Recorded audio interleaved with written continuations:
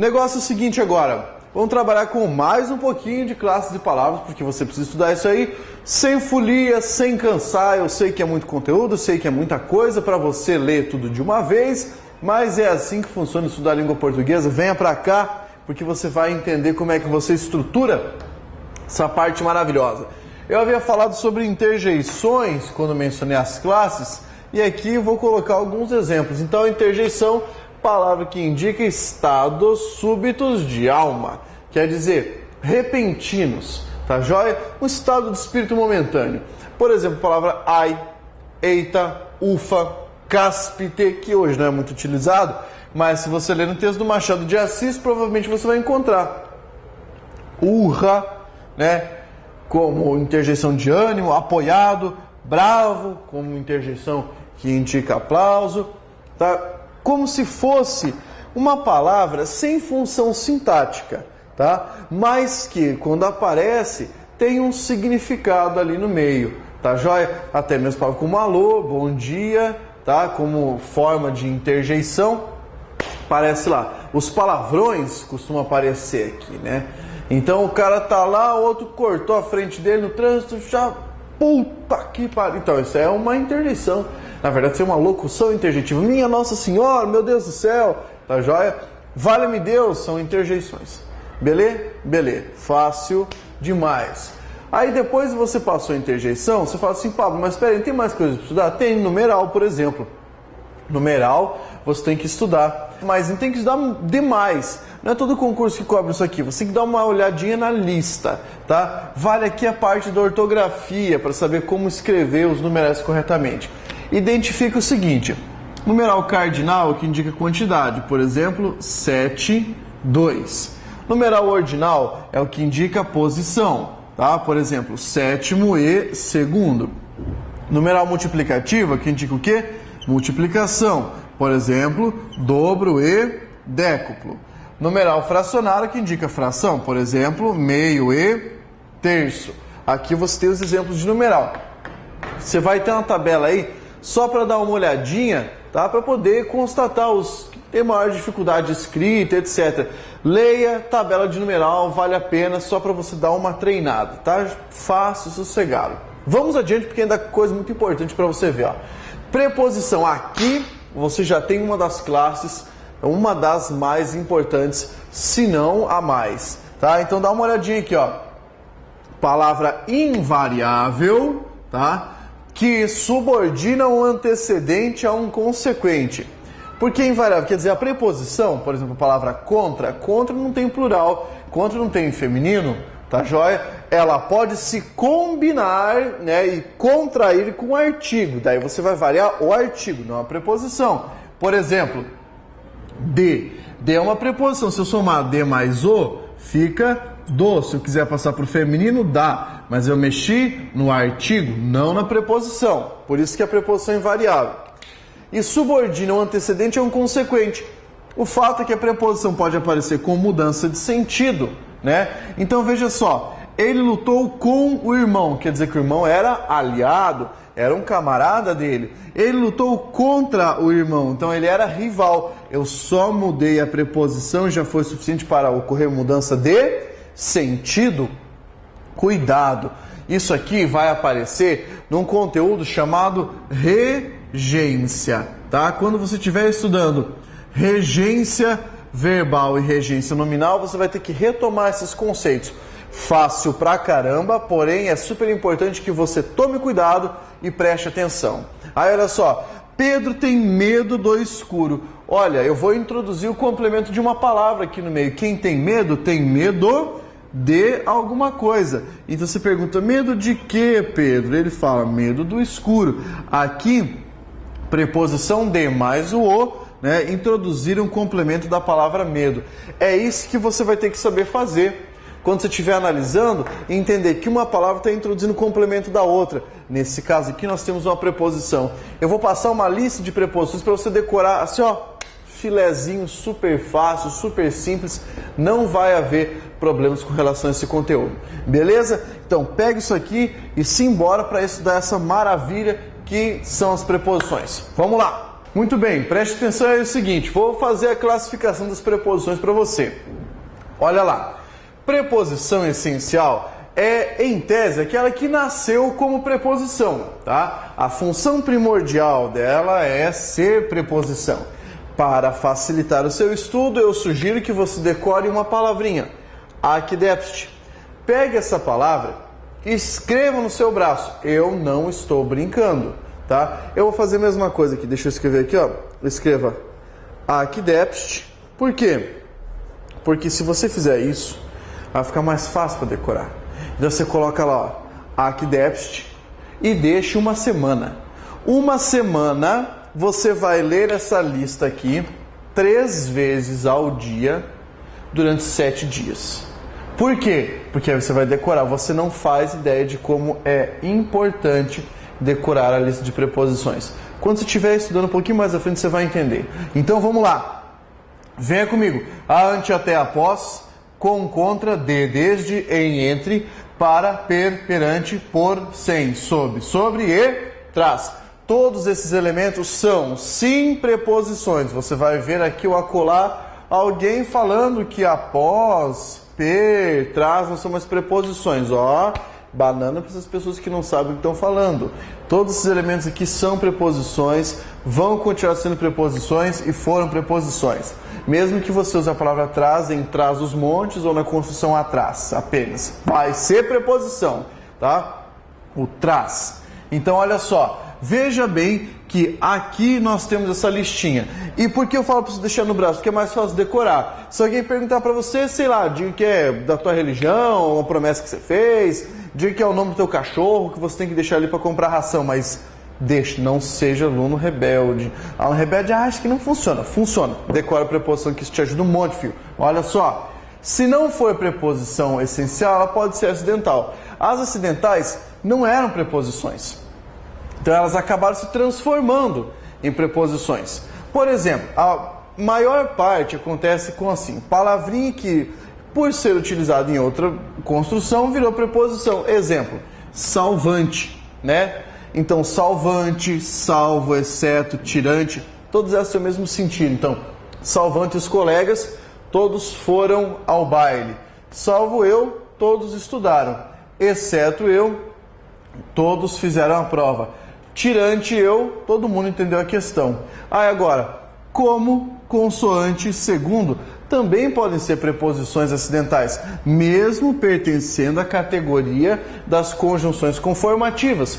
O fato é, se você utilizar a preposição acidental sem conectá-la ao verbo, ela vira uma preposição acidental. Por exemplo, vamos colocar ali, segundo José, não há trabalho difícil. Não, vamos colocar segundo seu Madruga. Segundo seu Madruga não há trabalho ruim. Ruim é ter que trabalhar.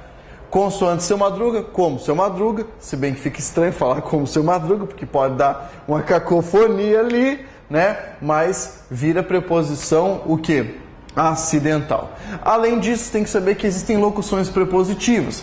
A expressão que sempre vai terminar com uma preposiçãozinha aqui, ó, dessas essenciais. Então, você tem lá acerca de, abaixo de, ao lado de, a mercê de, tá joia? Isso aqui, locução prepositiva. Há uma tabela, dê uma lida, decore as preposições e agora prepare o seu coração, porque nós vamos entrar no conteúdo relativo ao conteúdo dos pronomes.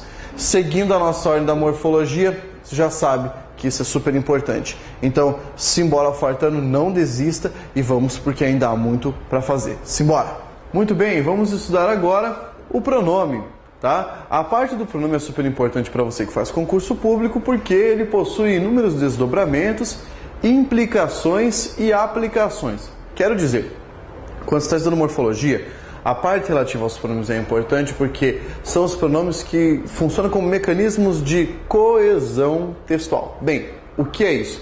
Coesão, basicamente o estabelecimento do sentido da continuidade do texto por meio da conexão entre as palavras, ou seja, o pronome faz a conexão entre os termos de maneira que faça progredir o sentido ou retoma o sentido de uma palavra, de uma expressão. Para isso, vou colocar uma definição bem simples, vou partir para alguns exemplos e vamos trabalhar com esse conceito. É super importante que a partir de agora você abra bem os olhos e tente entender. Depois que você compreende a noção de pronome e o emprego, o concurso público já está mais fácil para você. Pelo menos no que tange a língua portuguesa. Então, simbora. Olha aqui, ó. Coloquei o seguinte. Pronome é uma palavra que substitui ou retoma um termo. É claro, essa é uma definição meio vaga, tá? E ela tem que ser vaga. Por quê? Porque o pronome é muito abrangente. Vamos ler uma sentença aqui e ver se conseguimos entender isso aqui que eu quis dizer. Coloquei, peguei as chaves e as guardei no armário. Veja bem, aqui no meio dessa sentença eu tenho um pronome. O pronome que eu coloquei é as. Professor, isso não é um artigo? Não. Veja bem, sempre quando você está analisando a classe da palavra, você tem que perceber qual é a relação que ela mantém com as outras. Nesse caso, eu tenho as antes de um verbo. Então, eu não posso considerar isso aqui como um artigo, porque se assim eu fizer, eu vou substantivar a palavra guardei. E não é bem por aí o caso. Olha só. Se analisarmos essa sentença, você vai perceber que a palavra as que está aqui, como eu já falei, é um pronome, substitui, ou retoma, melhor dizendo, uma palavra que já foi ativada anteriormente, que já foi dita anteriormente. Peguei as chaves e as guardei no armário. Guardei o quê? As chaves. Então essa palavra as retoma o termo as chaves. É isso que eu quis dizer. Ela substituiu e nesse caso ainda retomou o termo. Para não ter que ficar falando, peguei as chaves e guardei as chaves. Para evitar tal repetição, nós nos valemos dos pronomes. Essa é a função, então. É super simples, é fácil de entender, não há grandes mistérios. Basicamente é isso que eu vou fazer quando eu falar para você sobre o emprego morfossintático do pronome. Vamos então para a classificação deles. Que tipo de pronome nós temos na língua portuguesa? Vamos começar aqui. Identificamos pronomes pessoais e dentro dos pronomes pessoais, aqueles que são chamados também pronomes de tratamento, que servem para estabelecer o permeio, a relação, o tratamento entre as pessoas no enunciado. Pronome demonstrativo, que eu vou chamar de pronome cagueta, porque é aquele que aponta para alguma coisa no espaço, no tempo ou no texto. O pronome relativo, super importante, você já faça um asterisco aqui, ó, no relativo, já pode fazer no demonstrativo. Por quê? O demonstrativo tem uma função textual importantíssima de fazer as referências semânticas do texto. O relativo é aquele que vai fazer conexão. Então também super importante. Inclusive, algumas bancas gostam de basear assim 20% das suas questões no emprego dos pronomes relativos. Muito fácil. Pronome interrogativo, aquele que serve para fazer pergunta. O pronome indefinido, aquele que tem um sentido vago, atribui à sentença uma conotação vaga. E o pronome possessivo, que indica posse e que é o rei da ambiguidade. Ambiguidade, a presença de mais de um sentido num enunciado apenas. Você coloca aí, marca que esse é um daqueles que você tem que dedicar muito estudo, tá bem? Fácil. Vamos adiante então, começando o nosso estudo, pois não podemos perder tempo. Começando a falar sobre os pronomes pessoais. Bem, por que o nome é esse? Pronome pessoal. O nome é esse porque eles fazem referência às chamadas pessoas do discurso. O que é pessoa do discurso? No momento da enunciação daquilo que você está falando, você pode identificar 3 pessoas. A primeira pessoa é quem fala. Por exemplo, nesse momento discursivo, a primeira pessoa sou eu. Eu estou falando. Para quem se fala é a segunda pessoa. Então, tu, nesse caso, minha segunda pessoa, para quem eu estou falando, meu interlocutor. E a terceira pessoa, sobre quem eu falo. Ou seja, é o assunto. Nesse caso, eu falo para tu sobre ele, ou ela, nesse caso, porque é a língua portuguesa. Se você entender essa noção de primeira, segunda e terceira pessoa, vai ficar mais fácil de você entender lá na frente um princípio da língua portuguesa que nós chamamos de uniformidade. Uniformidade de quê? Uniformidade de tratamento, tá? O que é isso, professor? Uniformidade de tratamento. Olha, presta atenção que eu vou explicar para você. O negócio é o seguinte, quando eu estou falando com alguma pessoa e eu uso, por exemplo, uma segunda pessoa na hora de fazer referência. Então, tu, e aí eu vou colocar o verbo. Eu falo, tu está cansado. Ixi, tá errado, porque não posso falar tu está. O tu é segunda pessoa, o está está conjugado de outra maneira. Se eu falar assim, tu trouxeste suas tarefas, errado. Por quê? Porque o tu trouxeste o quê? Tuas tarefas. Eu tenho que ter essa uniformidade. Então, se eu comecei falando na segunda pessoa, todos os outros elementos que farão referência a essa pessoa deverão vir na segunda pessoa também. Esse é o princípio da uniformidade no tratamento da língua. Muito fácil. Agora, venha para cá. Você não consegue estudar pronome sem montar boas tabelas. Então aqui eu vou te dar uma dica. Pega uma folhinha e começa a fazer essas tabelas que eu passo aqui e deixa tudo separadinho para você. Por quê? Quando você faz isso, fica mais fácil de estudar, mais fácil de rememorar. Bem, aqui nós temos uma tabela dos pronomes pessoais. Os pronomes pessoais se dividem em pronomes pessoais do caso reto e pronomes pessoais do caso oblíquo. Qual é a diferença? Bem, o pronome pessoal do caso reto é aquele que a tia que te dava aula na escola usava para fazer você conjugar o verbo.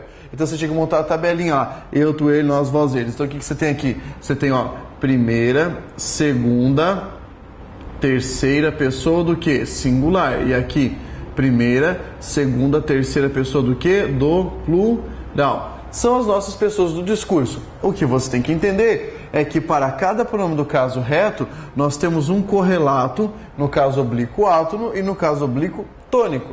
Qual é a diferença? Átono é aquele termo dito com menor inflexão de voz, você não fala com muita força. Já o tônico é aquele que você fala com mais força. Então veja bem, o correlato de eu no átono, me, no tônico, mim e comigo. Aí depois de tu, te, aí você tem ti e contigo. Vamos adiante então, os átonos, me, te, o, a, lhe, se, aí nos, vos, os, as, lhes e se de novo. Ah, professor, não tem ses? Claro que não, velho. Tá louco? Então, olha só. Esses aqui são os pronomes pessoais do caso oblíquo e eles são os átonos. Cuidado porque esse conteúdo vai aparecer numa outra matéria chamada colocação pronominal. Essa matéria é importante também, por isso já tem que decorar esses pronomes. Caso oblíquo tônico, venha comigo. Ó, mim comigo, ti contigo, si consigo, nós conosco, vós convosco, si e consigo. A primeira divisão que eu vou fazer é a seguinte. Para facilitar o seu estudo, eu já vou dizer de antemão que na maior parte dos casos, preste atenção no que eu estou dizendo, na maior parte dos casos, os pronomes pessoais do caso reto desempenham uma função sintática chamada de função sujeito. Já os pronomes pessoais do caso oblíquo, na maior parte das vezes, desempenham a função de complemento ou de adjunto. Isso aqui você entende quando estuda análise sintática, ou seja, eu estou falando da morfologia e da sintaxe ao mesmo tempo. O nome disso, morfossintaxe. Fique com essa tabela na cabeça, porque eu vou partir dessa tabela para ensinar algumas coisas para você. Mas antes de progredir, só vem aqui, dê uma olhada nesses casos tônicos. Tá? Uma coisa bem simples, vamos tirar um ranço da linguagem que o pessoal costuma utilizar. Você já percebeu que vez ou outra alguém confunde comigo e consigo, né? Tem gente que fala assim, eu preciso conversar consigo. Não pode. Se alguém falar para vocês, falar, então eu não vou conversar, cara, porque você errou o pronome. O correto é conversar contigo, porque afinal de contas é a segunda pessoa. O consigo dá uma ideia reflexiva, como se eu dissesse assim, o aluno carrega a responsabilidade de estudar consigo. É reflexivo nesse caso, tá joia? Preste muita atenção a esses pronomes, porque eu vou focalizar os principais aqui. Então, simbora para estudarmos isso aí. Vamos lá. Agora, vamos ao emprego de alguns desses pronomes. Preste bastante atenção, porque eu vou explicar os mais recorrentes com o concurso público. Então, olha aqui para mim, confia no que eu estou falando.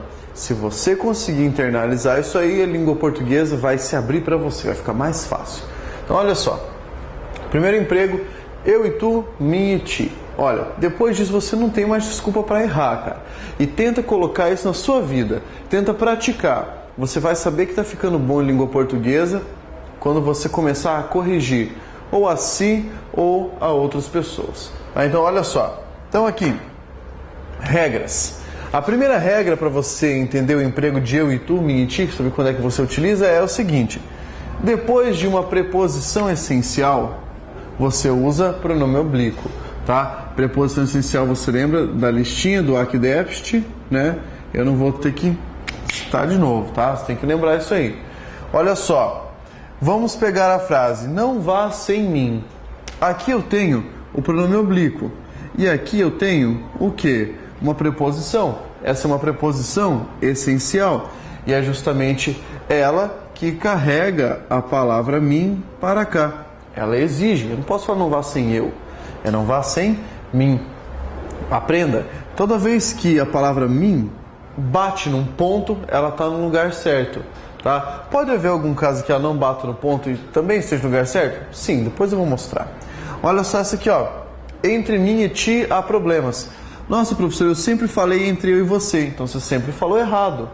Ah, não dá para falar eu e tu? Pior ainda, cara, porque entre é uma preposição essencial. Se ela aparece, quem é que ela chama? Olha a regra, o pronome oblíquo. Então é entre mim e ti. Professor, posso falar entre mim e você? Pode, porque você é um pronome de tratamento, então não está entrando na baila aqui. O negócio é entre mim e ti, correto? Simples. Comprei o livro para ti. Veja bem, como eu falo, para tu ou para ti? Veja bem, aqui o sinal de pontuação está no final da sentença, mas além disso, preste atenção que nós temos o que aqui? Temos uma preposição. Preposição de que tipo? Olha aqui, ó. Preposição essencial. Então o que acontece? Acontece que tem que empregar aqui essa palavrinha. Ti não pode ser para tu. Ia ficar errado se você colocasse para tu. Tá bem? Primeira regra. Vamos partir dessa primeira regra e caminhamos para a segunda. Olha aqui, ó. Se o pronome for sujeito do verbo, aí você vai usar o caso reto. Então, coloca aqui. Se você tiver o pronome empregado na sentença como sujeito, você usa o caso reto. Estava naquela tabela que eu passei. Então, ó, não vá sem eu deixar. Eu não posso falar não vá sem mim deixar. Mim não pratica ação, cara. Já viu aquela pessoa que fala assim, empresta livro para mim ler? Para mim ler, teus olhos, rapaz. O negócio não é assim, você não é índio, meu. Que fala assim, ó, mim faz o negócio. O índio folclórico, evidentemente. Você vai falar que o professor é preconceituoso, banando para você, rapaz. Não é assim, ó. Aqui você tem a preposição, em tese viria o pronome oblíquo. O problema é que a palavra eu é sujeito do verbo deixar, então eu coloco não vá sem eu deixar, beleza? Beleza. Mesmo caso, aqui abaixo, comprei o livro para tu leres. Tu lerás o livro. Não é para te leres. Para te leres é o Mussum falando prateleira. Então cuidado, ó, para tu leres. Tem até a conjugação aqui do lado, bem bonitinho. Daí você aprendeu o quê? Que mim não pratica ação. A partir de agora você não pode errar, beleza? Aí fala, professor, mas eu já dei dando uma olhadinha aí, umas variações dessa regra. Então tá, coloquei as variações aqui para você não se bobear. Então, ó, para mim estudar é legal. Quando eu pergunto na sala de aula, a galera fala, tá errado, é para eu. Eu falo, ó, e o sinal de pontuação tá aqui, ó. O que é isso?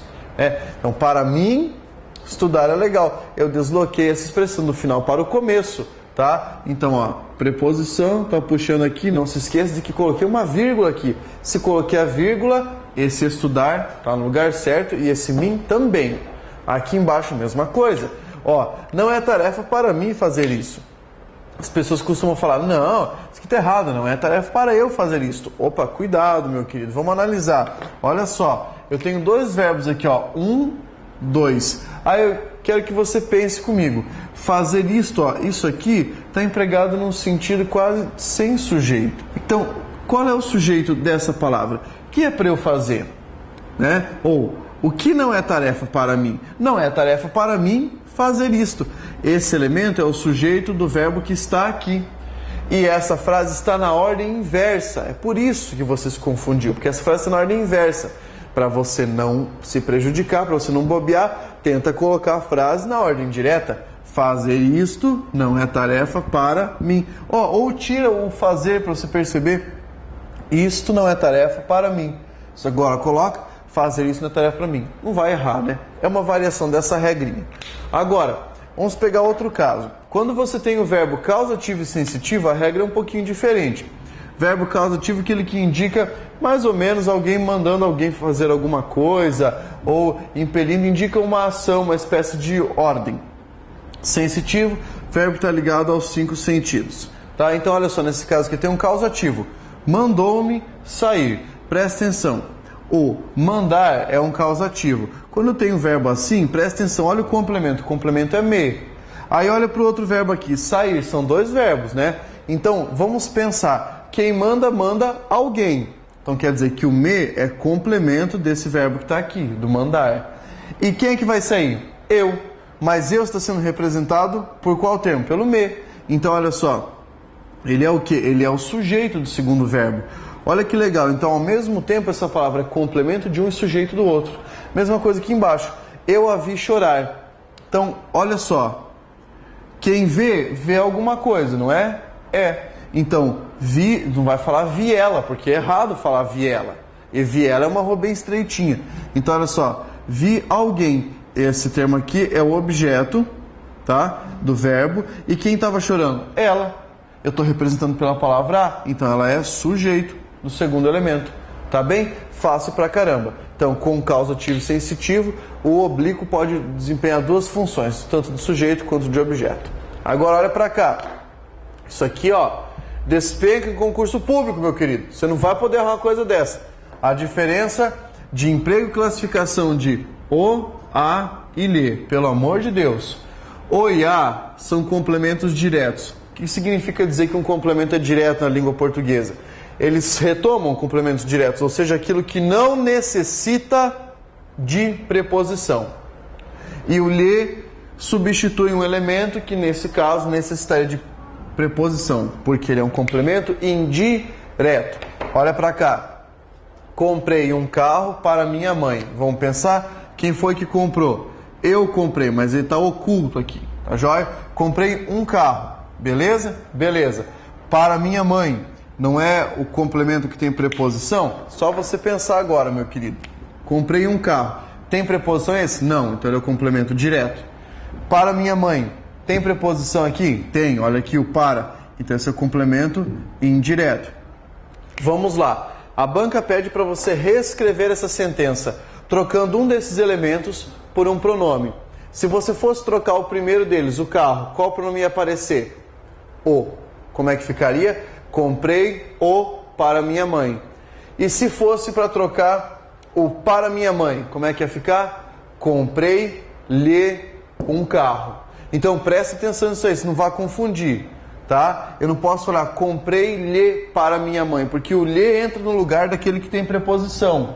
O o entra no lugar daquele que não tem preposição, assim como o a. Se fosse outro caso, eu colocaria aqui uma roupa, comprei-a para minha mãe. Joia? Não vá confundir. Então se a banca falar para você, pode substituir o e a por lhe, sem alteração alguma, sem prejuízo para a correção do sentido? Errado, tá bem? Outra coisa, muita atenção a essas palavrinhas aqui quando você for empregá-las no texto. Afinal de contas, elas possuem uma finalidade própria. Beleza? Prega o olho nisso aqui, não pode perder isso aqui de vista. Beleza? Então simbora que ainda há muito para estudar. Vamos lá.